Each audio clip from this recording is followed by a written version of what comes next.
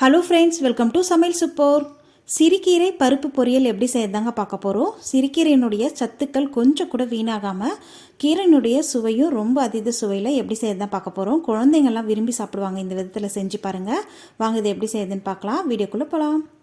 2 கட்டளவுக்கு சிறுகீரை நல்லா ஆஞ்சிட்டு பொடியாக கட் பண்ணி 2-3 டைம் தண்ணியில் நல்லா அலசி எடுத்து வச்சுருக்கேன் பாருங்கள். தண்ணி இல்லாமல் ட்ரை பண்ணி எடுத்துக்கோங்க. நம்ம கீரை செய்யறதுக்கு 1 மணி நேரத்துக்கு முன்னாடி இந்த வேலை செஞ்சுட்டோம்னா கீரையில் இருக்கிற எக்ஸஸ் தண்ணியெல்லாம் நல்லா வடிஞ்சிடும். கீரையில் சுத்தமாக தண்ணி இருக்கக்கூடாது.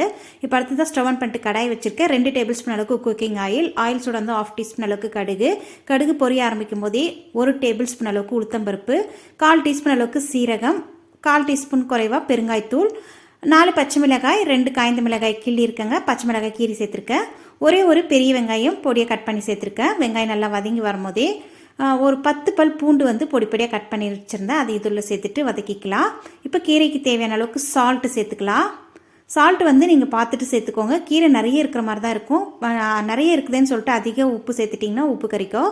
இப்போ அடுத்து அலசி வச்சுருக்க கீரையை இந்த மாதிரி சேர்த்துட்டு மூடி போட்டு அப்படியே ஒரு 2-3 நிமிஷத்துக்கு மீடியம் டு ஹை ஃப்ளேமில் வச்சு விட்டுருங்க. 2-3 நிமிஷம் ஆனதுக்கப்புறம் பாருங்கள், சிறுபருப்பு ஒரு 1/4 கப் அளவுக்கு நான் வேக வச்சு எடுத்துருக்கேங்க. அது இதில் சேர்த்துக்கலாம்.